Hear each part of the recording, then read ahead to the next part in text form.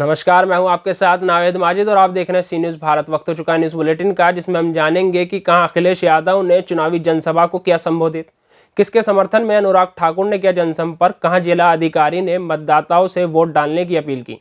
साथ ही जानेंगे कि कहां छात्राओं पर मधुमक्खियों ने किया हमला। इन सभी खबरों पर चर्चा करेंगे विस्तार से। उत्तर प्रदेश के पूर्व मुख्यमंत्री व सपा के राष्ट्रीय अध्यक्ष अखिलेश यादव तयशुदा कार्यक्रम के तहत एक चुनावी जनसभा को संबोधित करने अमेठी के जगदीशपुर पहुंचे। यहां चारों विधानसभाओं पर लड़ रहे पार्टी प्रत्याशियों के समर्थन में मत देने की अपील की। उसके बाद जनसभा को संबोधित करते हुए कहा कि जनता हर चरण में सपा गठबंधन को आगे ले जा रही है। उन्होंने इस दौरान सीएम योगी पर जमकर कटाक्ष किया।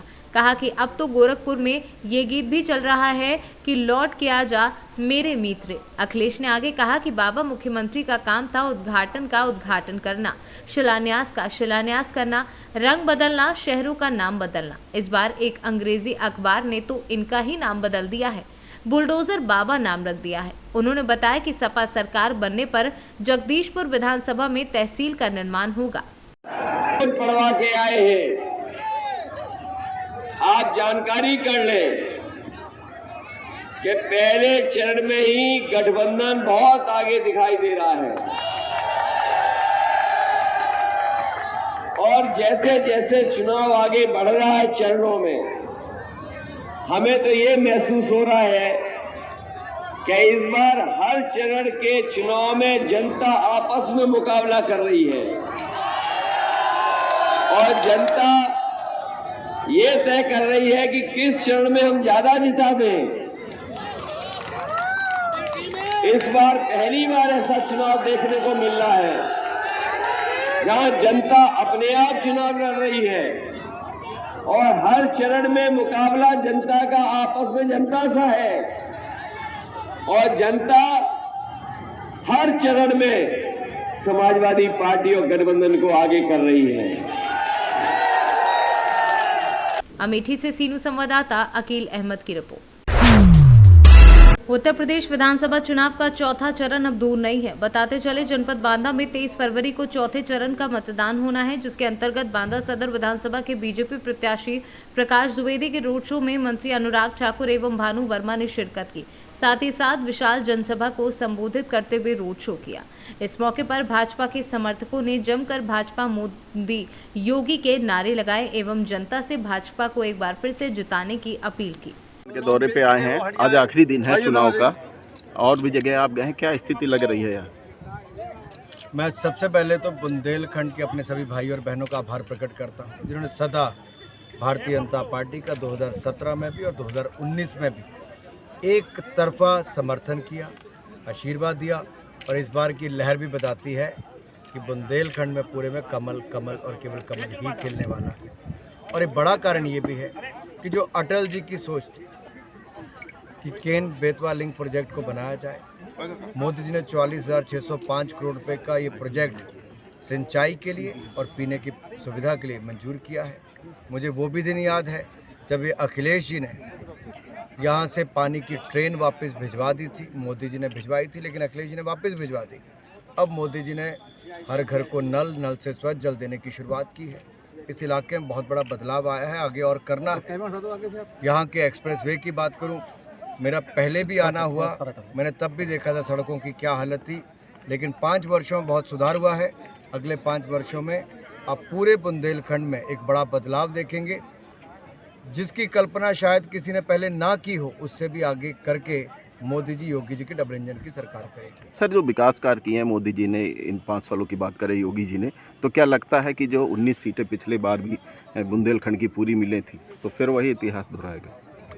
100% रिजल्ट पिछली बार भी बुंदेलखंड ने दिया था, इस बार फिर देगा और तभी भाजपा 300 पार होगी। मैं ये कहना चाहता हूँ, गरीब कल्याण के लिए जो मोदी जी योगी जी ने किया है उसको निरंतर आगे जारी रखना है। 43 लाख लोगों को पक्के मकान बना कर दिए, अब एक बार फिर हर बेघर को, अनुसूचित जाति, जनजाति, घुमंतु, पिछड़ा वर्ग या कोई अन्य गरीब हो, हर किसी को पक्का मकान बना कर देंगे। रसोई गैस के सिलेंडर 1,86,00,000 बहनों को दिए थे, अब 2 मुफ्त होली और दिवाली पर देंगे। हमने मुफ्त स्वास्थ्य की सुविधा 5 लाख की दी थी, इसको आगे बरकरार रखेंगे। 15 करोड़ परिवारों को, 15 करोड़ लोगों को 2 बार महीने में मुफ्त में राशन दिया। ये हमने आपदा के समय किया। 28 करोड़ वैक्सीन लगाने का काम किया, वहीं हर घर को शौचालय बनाने का काम भी किया है, बिजली भी हर घर तक पहुंचाई है।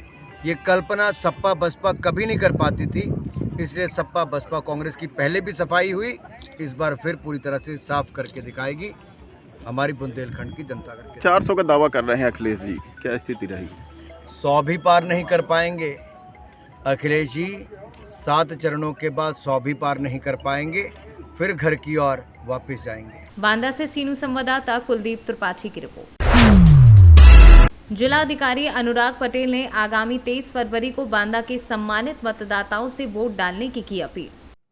मैं अनुराग पटेल, जिलाधिकारी बांदा, जनपद के सभी सम्मानित मतदाताओं से करबद्ध अनुरोध करता हूं कि आगामी 23 फरवरी को अपनी अपनी विधानसभा में अपने बूथों पर सुबह निकलकर स्वयं मतदान करें, अपने परिवारीजनों से भी मतदान कराने की अपील करें, अपने पड़ोसियों से, अपने रिश्तेदारों से भी 23 फरवरी को मतदान करने की अपील करें, जिससे हमारे जनपद का मतदान प्रतिशत कम से कम 75% हो।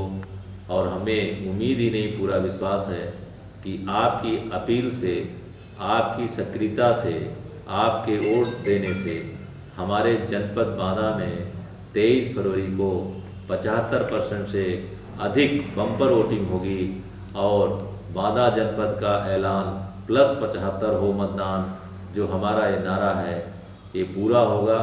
मैं पुनः आप सभी से 23 फरवरी को वोट कराने की अपील करता हूँ। बांदा से सीनू संवाददाता कुलदीप त्रिपाठी की रिपोर्ट।